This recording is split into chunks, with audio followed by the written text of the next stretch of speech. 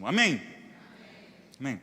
Abre sua Bíblia agora em Mateus capítulo 16.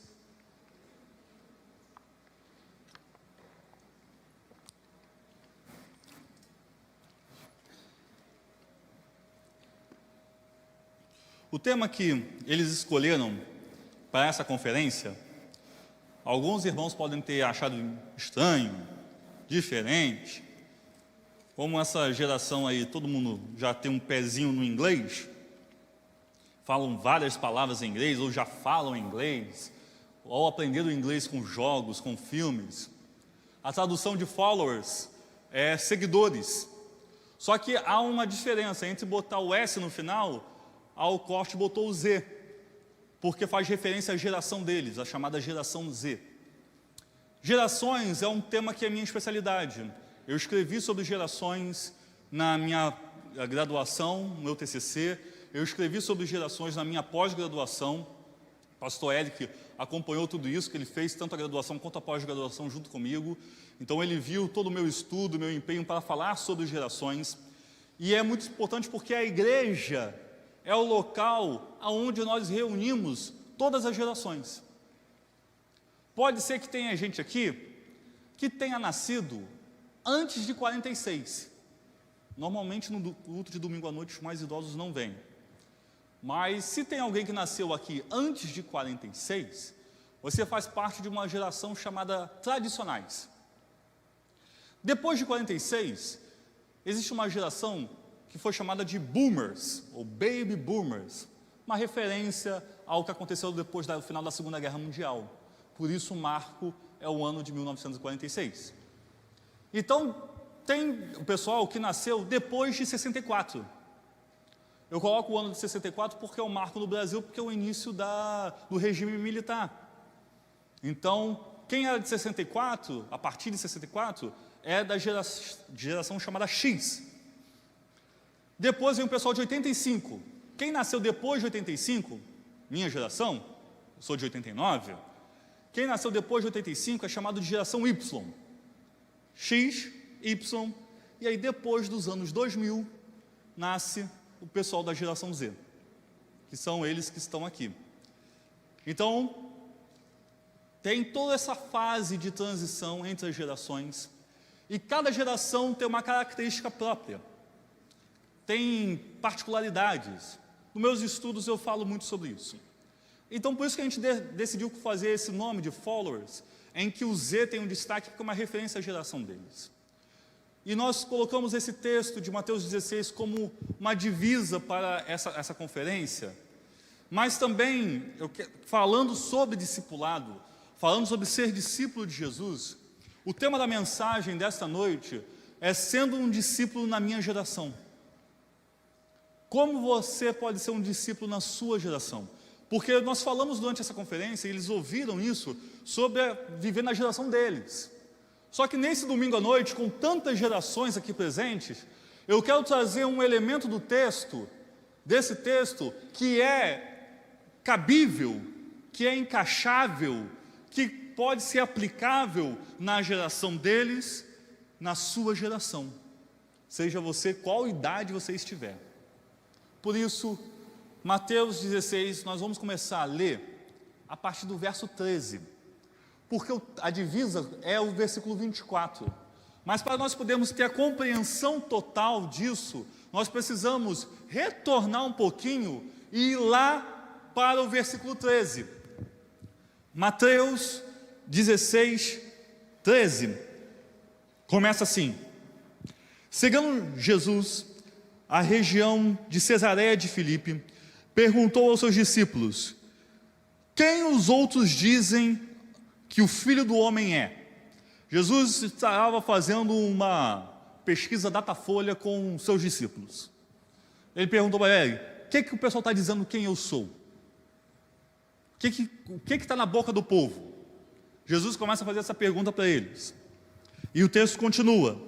Eles responderam: alguns dizem que é João Batista, outros Elias, outros ainda Jeremias, ou um dos profetas. E vocês? Perguntou ele: quem vocês dizem que eu sou? Simão Pedro respondeu: Tu és o Cristo, o Filho do Deus vivo. Respondeu Jesus: Feliz é você, Simão, filho de Jonas, porque isso não foi revelado por carne ou sangue, mas por meu Pai que está nos céus. E eu lhe digo que você é Pedro, e sobre esta pedra edificarei a minha igreja, e as portas do Hades não poderão vencê-la. Eu lhe darei as chaves do reino dos céus. O que você ligar na terra será ligado nos céus, e o que você desligar na terra terá sido desligado nos céus. Então advertiu os de seus discípulos que não contassem a ninguém que ele era o Cristo. Jesus faz esse questionamento com os discípulos e Pedro então afirma: Tu és o Cristo. Agora nós sabemos, caminhamos com você durante todo esse tempo e podemos afirmar: o Senhor é um Messias, você é o Filho do Deus vivo, você é aquele que foi prometido nas Escrituras do Antigo Testamento. O Senhor está aqui para cumprir a promessa de Deus sobre Israel. Jesus falou: muito bem, certo, Pedro, você está certo.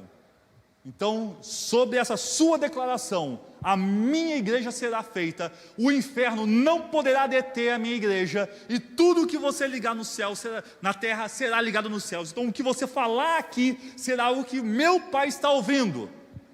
Olha o poder dessa palavra, desta afirmação de Jesus para Pedro: eu estou te dando as chaves do reino. E aí, continua o texto. Desde aquele momento, o momento que isso aconteceu, essa conversa aconteceu, Jesus começou a explicar aos seus discípulos que era necessário que ele fosse para Jerusalém e sofresse muitas coisas nas mãos dos líderes religiosos, dos chefes dos sacerdotes, dos mestres da lei, e fosse morto e ressuscitasse ao terceiro dia. Então Pedro, chamando-o à parte, começou a repreendê-lo, dizendo: nunca, Senhor, isso nunca te acontecerá. Jesus virou-se e disse a Pedro: para trás de mim, Satanás, você é uma pedra de tropeço para mim, e não pensa nas coisas de Deus, mas nas dos homens. Então Jesus disse aos seus discípulos: se alguém quiser acompanhar-me, negue-se a si mesmo, tome a sua cruz, siga-me. Olha todo o contexto para que chegasse a esse momento, porque nós vamos falar de negar a si mesmo, nós vamos falar de tomar a cruz, mas para a gente poder ter a total compreensão do que esse texto está passando, a gente precisa juntar essas duas passagens.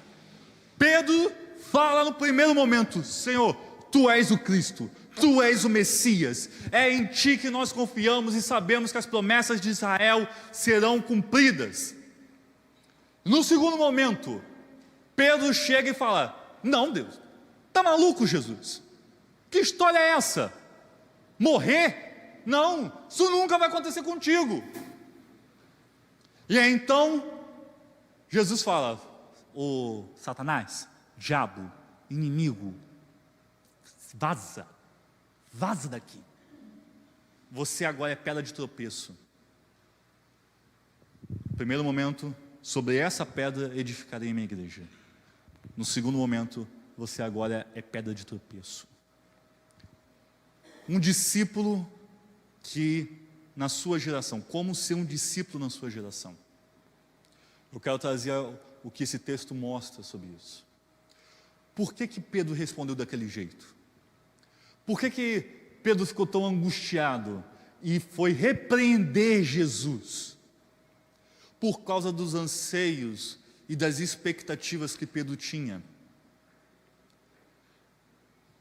Como judeu, a expectativa dele era que Jesus libertasse Israel do domínio do Império Romano. O povo estava ali sob o domínio de Roma. Então eles tinham que pagar impostos a Roma, eles sofriam na mão dos soldados romanos. Eles tinham autoridade romana que podia fazer o que quisesse a qualquer momento contra eles. Então, se começasse algum momento que eles questionassem o poder de Roma, Roma então poderia mandar o seu exército e destruir. E o que foi que aconteceu 40 anos depois? 40 anos depois dessa fala, desse contexto, dessa cena que aqui está sendo representada, 40 anos depois, o exército romano vai até Jerusalém e destrói tudo, inclusive o templo. Então essa era uma grande expectativa, era um grande anseio, não só de Pedro, mas de todos os judeus. Quando Jesus entra em Jerusalém, e ele é recebido por todos, salve, salve, hosana, hosana nas alturas, ele é o rei, bendito o rei que vem em nome do Senhor.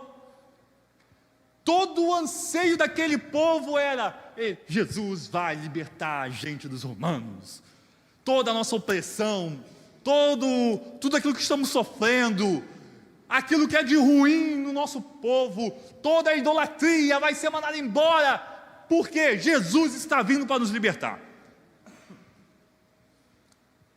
Só que Jesus não vem para cumprir seus anseios, as suas expectativas.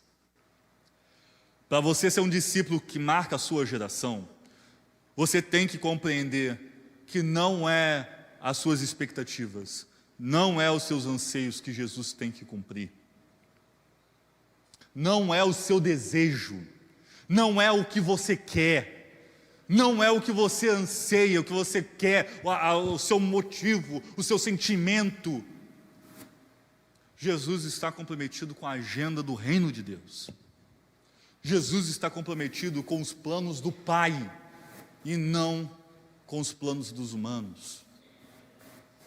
Então Jesus olha para Pedro e fala: Pedro, você não está entendendo. Você não está compreendendo isso. Porque o que Pedro fez, quando Jesus chega e fala: olha, agora vocês têm que entender que eu tenho que sofrer, que eu vou ter que morrer. Jesus começa a mostrar para eles que agora que eles entenderam que Ele é o Messias, agora que os discípulos entenderam que Ele é o Cristo, eles têm que compreender o tipo de Messias que Jesus era, o tipo de Salvador que Jesus era, porque eles achavam que Jesus era o Salvador político, um rei. Mas Jesus começa a mostrar que Ele deveria ser o servo que sofre, aquele que vai cumprir as profecias de Isaías, que seria esmagado pelos nossos pecados, que seria oprimido, afligido, e como uma ovelha muda, iria para o sacrifício. Era essa profecia que Jesus estava vindo cumprir. Não era a profecia de ser da linhagem de Davi, e o reino será para sempre, da profecia de Natã, diante de Davi. Jesus queria mostrar o tipo de Salvador que Ele era. Para sermos uns discípulos que marcam a nossa geração, nós temos que entender que tipo de Jesus nós estamos seguindo. Porque o Messias que você está seguindo, talvez seja um Messias político, talvez seja um Messias que está cumprindo somente os seus anseios e as suas expectativas, e não a agenda do reino de Deus. Aquilo que Jesus vem para realizar tem a ver com a nossa salvação, tem a ver com a nossa libertação, tem a ver com o fim da nossa opressão com o pecado. Mas tem gente que quer usar Jesus para cumprir todos os seus desejos do seu coração. Jesus não é um gênio da lâmpada, aonde você simplesmente esfrega e fala: eu quero isso, e ponto, isso vai acontecer. Jesus fala em João capítulo 15, se você permanecer em mim, e eu permanecer em você, tudo que você pedir será dado. A questão é que o pessoal pega só a parte, tudo que me pedir será dado, e esquece da parte anterior, se você permanecer em mim e eu permanecer em você. Nessa comunhão, nessa relação, nessa intimidade. É nesse momento em que Jesus pode chegar e falar: filho, filha, olha o que eu tenho para você. Olha o que você tem junto comigo. Você está compreendendo? Você consegue viver agora a sua vida em mim?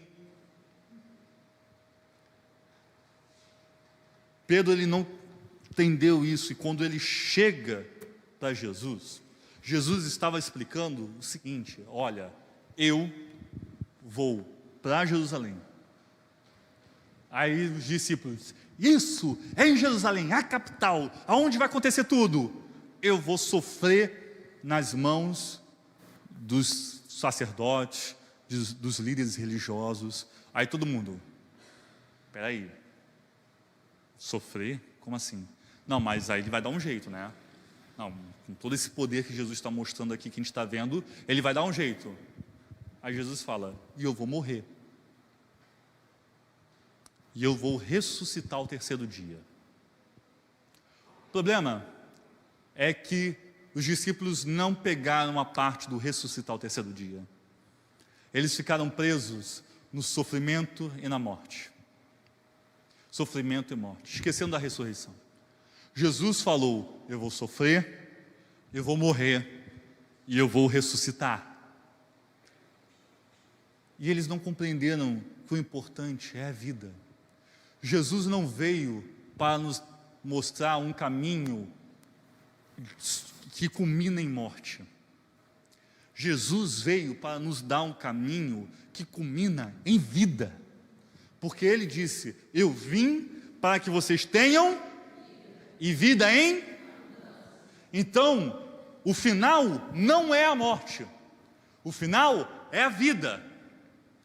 O final é vida abundante. Então Jesus, quando fala: olha, o meu caminho é esse. O meu caminho é ir, sofrer, morrer e ressuscitar. E agora eu vou viver para este caminho. E aí o que Pedro fala: não, Senhor, não queremos isso. Isso nunca vai acontecer. Pedro não focou na ressurreição. Pedro focou na morte. Porque a morte é natural. A morte é algo natural. Todos nós estamos fadados a morrermos. É fase do ciclo natural. A gente aprende isso no básico da biologia, né? A gente vem para... nasce, cresce, reproduz e morre. A ordem natural das coisas. Isso é o natural. Só que o caminho de Jesus, a forma de viver de Jesus, tem um elemento final, que é o sobrenatural, a ressurreição. Nós não devemos viver no natural, nós devemos viver no sobrenatural. Nós não devemos estar focados na morte, nós temos que estar focados na ressurreição. Nós não ficamos voltados para as coisas normais do mundo, nós estamos voltados para aquilo que Deus vai fazer no caminho de vida. Então, viver o caminho de Jesus é viver um caminho que culmina em vida. Mas para viver esse caminho de vida, aí Jesus fala: você tem que negar a si mesmo e tomar a sua cruz. Pedro estava focado nas questões naturais. Pedro estava focado na morte. Pedro estava focado nos seus anseios e nos seus desejos, nas suas expectativas em relação a Jesus, e não aquilo que o Pai tinha de planos para o Filho realizar aqui. Ele não estava enxergando aquilo que Jesus estava falando do sobrenatural. E aí que a gente entra nessa parte do negar a si mesmo e tomar a sua cruz. Isso aqui é uma coisa que eu estou até um pouquinho acostumado, né? eu estou um pouquinho acostumado. Confesso que a cruz daqui da Pauliceia é a mais pesada que eu já carreguei. Porque nas outras igrejas em que eu fiz alto de Páscoa, as cruzes não eram tão pesadas assim, era um pouquinho mais leve. Tinha uma que era mais finas, né? Então ajudava para carregar. Então, quando eu comecei a me preparar para o alto de Páscoa, eu comecei a me acostumar um pouquinho com o peso dela.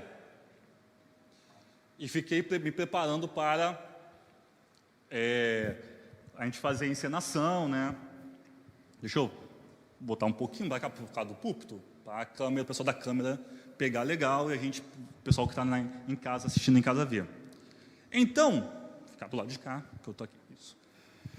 Então, eu comecei a me acostumar um pouquinho com o peso dela, porque, poxa, gente, fazer a cena, vir carregando, chegar aqui, tombar, levantar, botar ali, apoiar, etc, etc, etc. Tem várias coisas envolvidas.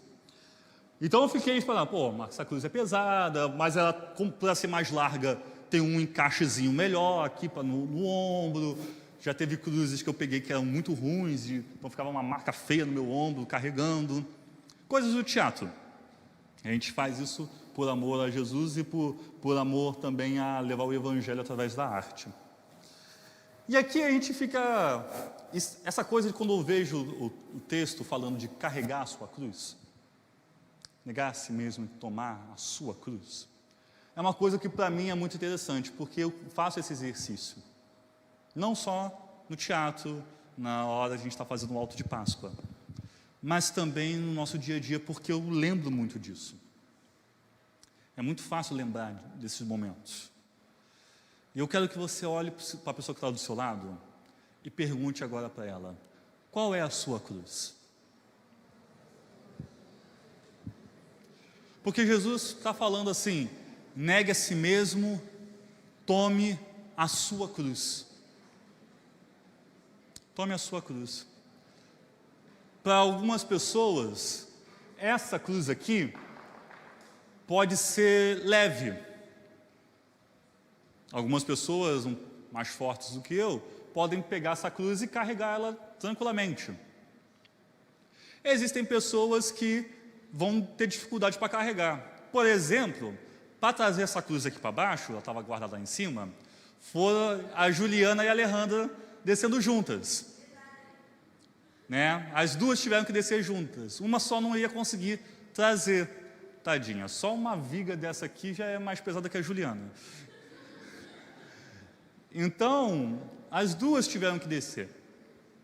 Então, para mim, foi normal pegar essa cruz. Para uma outra pessoa, seria mais fácil. Para outra pessoa, seria mais difícil. Cada um de nós temos a sua própria cruz para carregar. E algumas pessoas pensam assim, a minha cruz é o meu sofrimento. Aí a esposa fala, o meu marido é minha cruz. Aí o homem fala, a minha sogra é minha cruz, etc, etc, etc. Não. A cruz é morte, gente. A cruz é o símbolo da morte. Nós usamos um instrumento de tortura, usado pelo Império Romano, como um símbolo de salvação, para mostrar que Jesus morreu.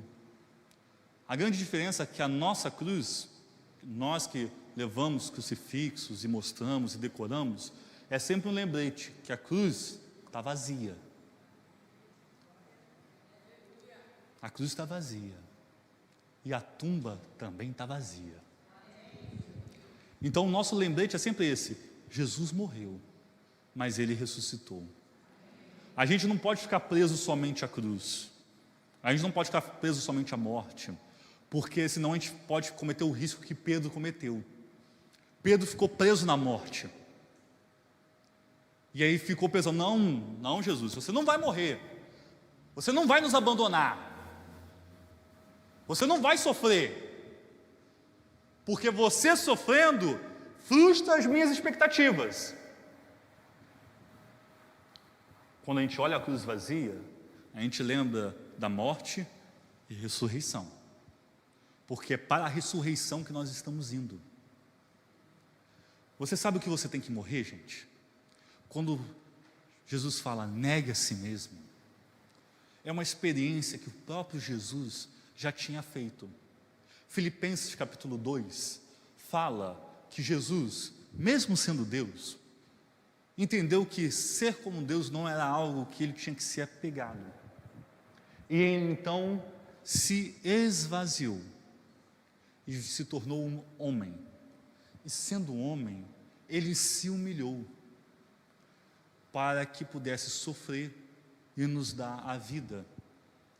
Então esse esvaziamento de Jesus é o que Jesus já tinha feito em negar-se a si mesmo. Ele negou a existência divina, negou a gloriosa, poderosa presença de Deus nos céus e se tornou humano. E foi um adolescente. E passou por todas as questões que um adolescente passa. Por isso ele pôde chegar e falar para os seus discípulos naquele momento, ó, vocês têm que negar a si mesmo. Ele já tinha negado. E sabe o que é carregar a sua cruz?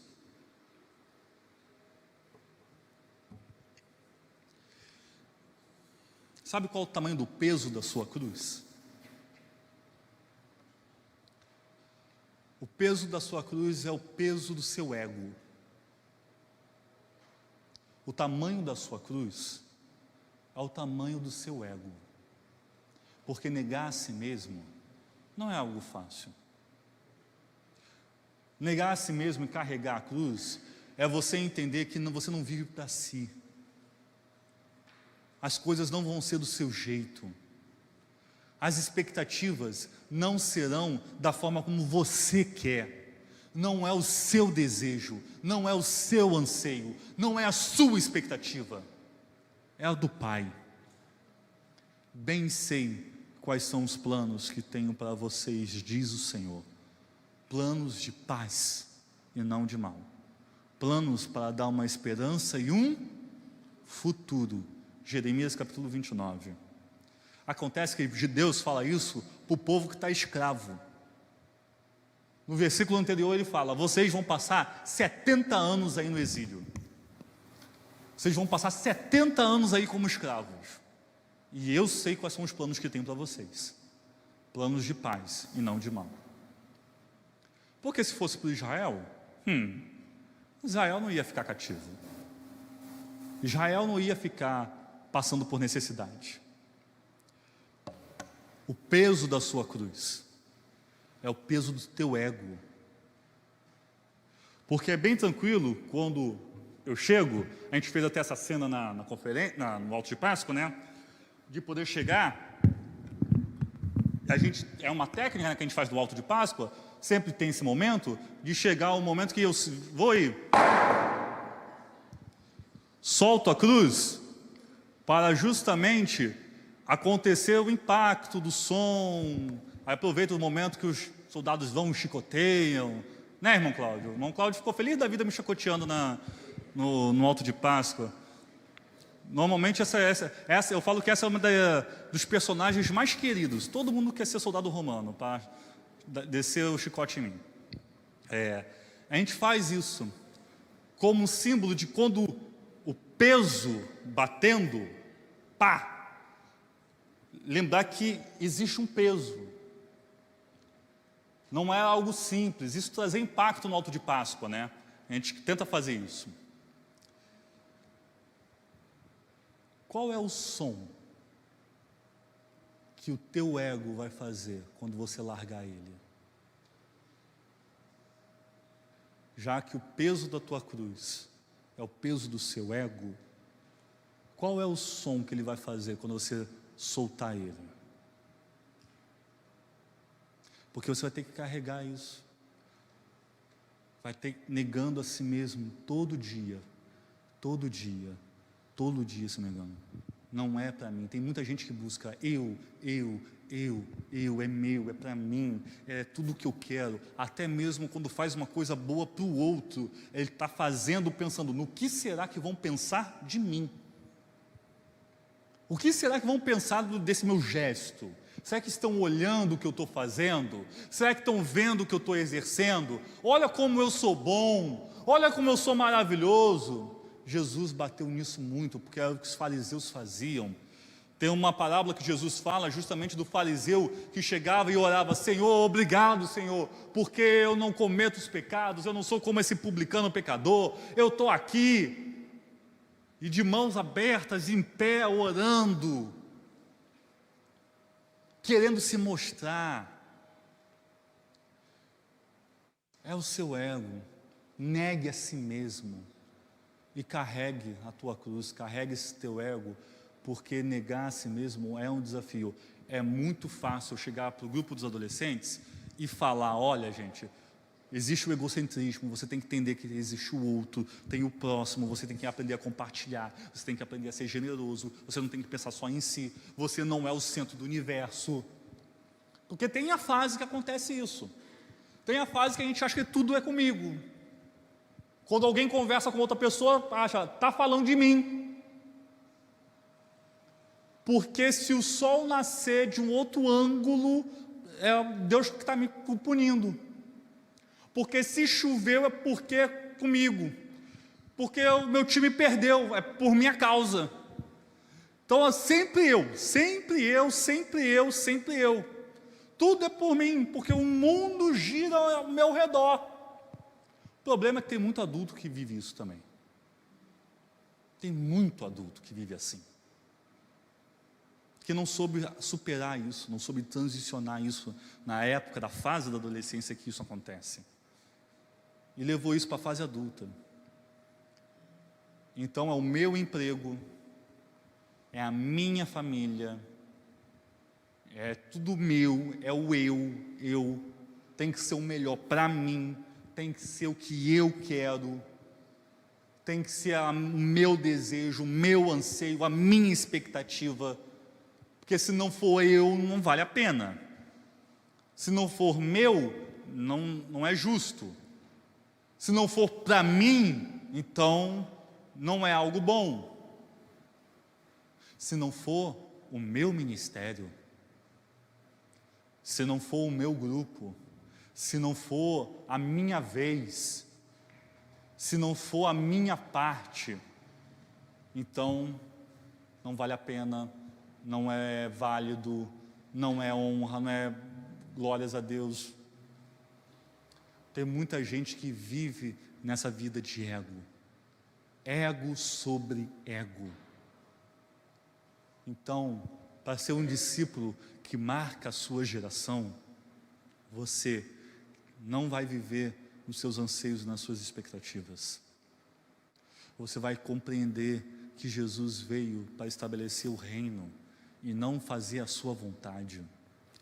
Você vai aprender a negar a si mesmo, entender que o mundo não gira ao seu redor e o seu ego é a sua cruz. E o tamanho da sua cruz é o tamanho do seu ego. E por isso você tem que carregar isso. Viver se negando, para que você possa alcançar a vida na ressurreição. Porque o importante não é o sofrimento, não é a morte, o importante é a ressurreição. Jesus fala: pega a sua cruz, morra. É para morrer. Jesus começou chamando seus discípulos dizendo assim: vem ver, vem ver. Você vai ler o capítulo 1 de João, e você vai ver Jesus chamando, falando com André assim: venha e veja aonde eu estou indo. E depois Filipe vai falar a Natanael: vem ver o Messias. Então o discipulado de Jesus começa com: vem ver quem eu sou, vem ver o que eu estou fazendo. E aí no momento que nós reconhecemos e entendemos Jesus como Senhor e Salvador, que Ele é o Cristo, o Filho do Deus vivo, agora vem e morre. Morra para si, morra para o seu ego, porque a vida que agora você vive em mim, a vida da ressurreição, não é uma vida de egocentrismo, não é uma vida egoísta, é uma vida que eu vivo para o outro, é uma vida que eu vivo para servir meu próximo, é uma vida que eu vivo em amor. E aí, para encerrar, Colossenses capítulo 3.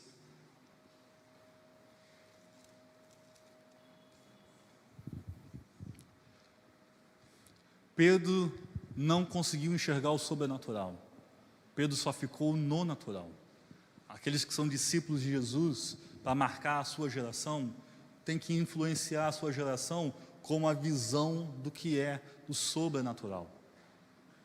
Colossenses capítulo 3 diz assim, a partir do verso 1: portanto, já que vocês ressuscitaram com Cristo, quem ressuscita com Cristo é aquele que pegou a sua cruz, negou a si mesmo, pegou a sua cruz e seguiu. Morreu e ressuscitou, porque esse é o caminho de Jesus. Aquilo que Jesus teve que fazer. Então, portanto, se vocês já ressuscitaram com Cristo, procurem as coisas que são do alto, onde Cristo está assentado à direita de Deus. É quando Jesus falou para Pedro: você não está enxergando com as coisas de Deus, você está enxergando somente com as coisas do homem. Paulo fala aqui para a igreja em Colossos: olha, procure as coisas que são do alto. Continuando, mantenham os pensamentos nas coisas do alto e não nas coisas terrenas, pois vocês morreram e agora a sua vida está escondida com Cristo em Deus. Quando Cristo, que é a sua vida, for manifestado, então vocês também serão manifestados com Ele em glória. A nossa vida não é mais aquilo que eu quero, não é mais aquilo que eu desejo, não é mais aquilo que eu anseio, não é aquilo que eu tenho vontade de fazer, é Cristo em mim. É Cristo vivendo em mim. O problema é que nós queremos sempre colocar os nossos desejos à frente de Jesus. Com a nossa visão limitada, olhando para as coisas terrenas. Mas ser discípulo de Jesus, para marcar a sua geração, é abandonar essa visão, olhar para as coisas que são do alto e pensar: o que Deus quer para mim? O que Deus quer para mim? O que eu tenho que fazer? Uma coisa é básica: você tem que viver para o outro, porque você tem que amar a Deus e amar o seu como a si mesmo. E no final Jesus ainda fala: amem uns aos outros como eu amei. Não é amar somente como a si mesmo, ame como eu amei, com esse amor que se doa, com esse amor que se entrega, com esse amor que vai até a morte para a ressurreição. Você tem que amar uns aos outros desta maneira. E aí a continuidade de Colossenses 3 é justamente a forma como nós vamos viver a partir desta vida, que é abandonada das coisas terrenas e vivendo agora da forma celestial. Assim, façam morrer tudo que pertence à natureza terrena de vocês: imoralidade sexual, impureza, paixão, desejos maus e a ganância. Que a ganância é idolatria. É por causa dessas coisas que vem a ira de Deus sobre os que vivem na desobediência, aos quais vocês praticaram no passado, quando costumavam a viver nelas. Quando costumava a viver ainda caminhando, tentando negar-se, você ainda estava envolto da sua paixão, da sua ganância, do seu desejo, da sua ambição, da sua idolatria. Você estava vivendo tudo isso porque você ainda não estava sabendo morrer, você não sabia negar-se a si, você não estava tomando a sua cruz. Mas agora você está vivendo de outra maneira, por causa dessas coisas, que a ira de Deus vem sobre aqueles que estão na desobediência, aos quais vocês praticaram no passado quando costumavam viver nelas. Mas agora, abandone todas essas coisas, abandone a ira, indignação, maldade, maledicência e linguagem indecente no falar. Não mintam uns aos outros, visto que vocês já se despiram do velho homem com as suas práticas e se revestiram do novo, o qual está sendo renovado em conhecimento à sua imagem do seu Criador. Nesta nova vida já não há mais diferença. Na ressurreição, agora acabou, porque você não vive mais no eu, você não vive mais no ego. Agora a pessoa que é diferente de você é igual a você. Então agora nessa vida não há diferença de grego com judeu, de circunciso com incircunciso, de bárbaro e cita, escravo e livre, mas Cristo é tudo, está em todos. As diferenças são abolidas nessa vida, porque eu morri para o mundo, eu morri o meu ego, eu morri, agora eu vivo por amor àquele que é diferente de mim, por aquele que é estranho a mim, por aquele que é totalmente contrário a mim, mas eu vou amá-lo, eu vou ser um discípulo que ama, até por quem eu sinto raiva, até por aquela pessoa que eu sinto um desejo de raiva, de ira. Eu vou aprender a morrer isso, eu vou tomar essa cruz e eu vou carregar para morrer os meus anseios, a minha raiva, a minha ira, porque eu vivo agora essa vida nova em Cristo. Portanto, versículo 12: como povo escolhido de Deus, santo, amado, revistam-se de profunda compaixão, bondade, humildade, mansidão e paciência. Suportem-se uns aos outros e perdoem as queixas de que tiverem uns contra os outros. Perdoem como o Senhor lhes perdoou. Acima de tudo, porém, revistam-se do amor, que é o elo perfeito.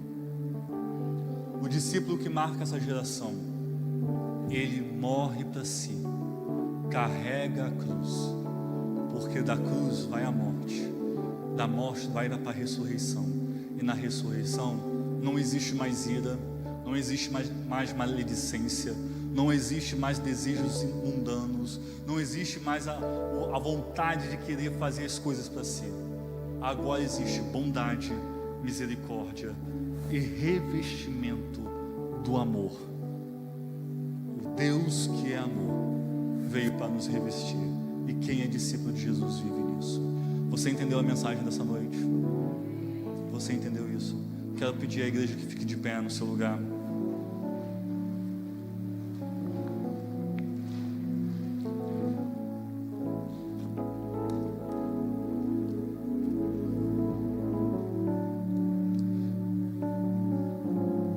Agora é um momento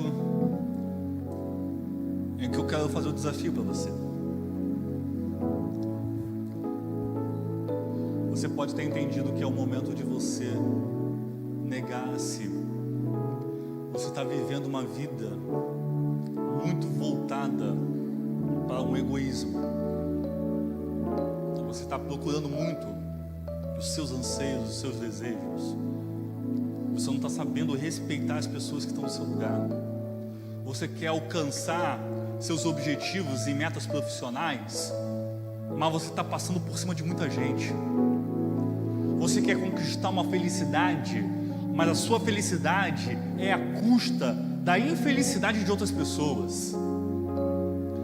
Você está tentando ser alguém, e para ser alguém você está passando por cima de outros. Você, para tentar alcançar um status, um objetivo, uma meta, você está vivendo em guerra. Você está tendo que lutar contra pessoas. Você está tendo que desafiar. O discípulo do Evangelho é o discípulo da paz. É o discípulo que prega reconciliação. É aquele que morre para si. Tome a sua cruz. Morre para o seu eu. Morre para o seu pecado.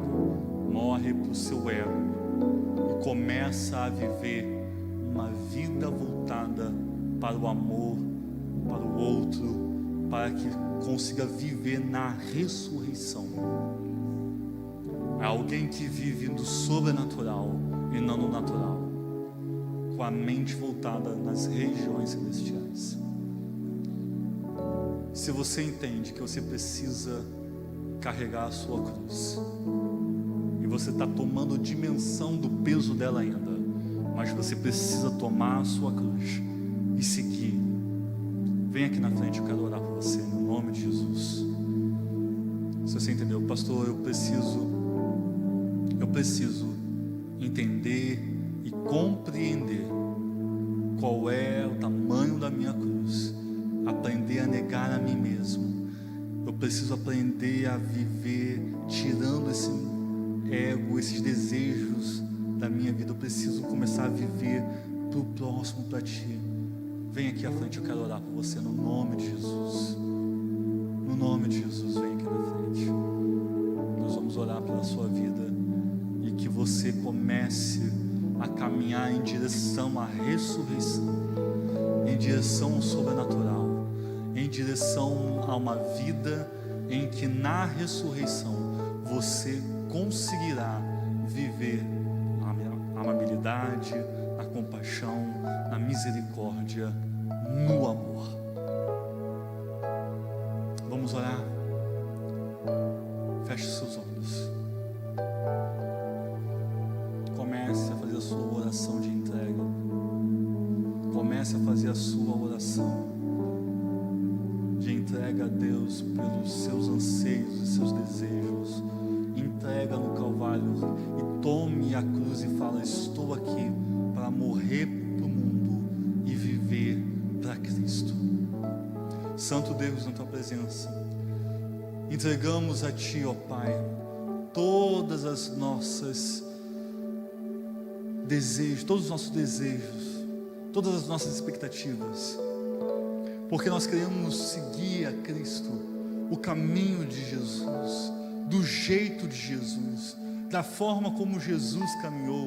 Nós queremos seguir, nós queremos ser verdadeiros seguidores, e de diferentes gerações, a partir da nossa perspectiva, a partir da nossa geração, nós queremos seguir com a mente voltada nas regiões celestiais. Nós não queremos seguir pensando nas coisas humanas, mas nós queremos seguir pensando nas coisas que são do Pai.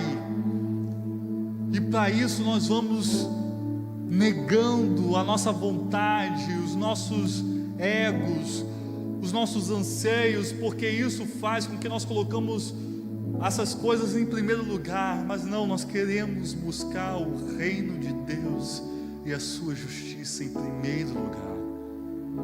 Nós queremos entregar tudo para que a prioridade seja tua. Nós queremos buscar a paz, a reconciliação, o amor, a alegria, a justiça do teu reino. Nós queremos olhar para o próximo e servi-lo e viver para uma vida de serviço, uma vida que entendemos que o discipulado de Jesus não é um discipulado de servir a mim, mas servir ao outro. Não é para ser o maior discípulo, mas sim para ser o menor, para ser aquele que serve, para ser aquele que vai estar lavando os pés, porque esta é a postura de um verdadeiro discípulo de Jesus. Por isso, nos revista do Teu amor, Pai, para que possamos passar da morte para a ressurreição e vivermos essa ressurreição em Ti, essa vida de ressurreição em Ti, em nome de Jesus. Amém, amém e amém. Poderia sentar, em nome de Jesus. Aleluia, louvado seja o nome. Eu quero convidar todos os adolescentes a subirem aqui. Todo mundo. Todos os adolescentes. Se você tem 13 a 18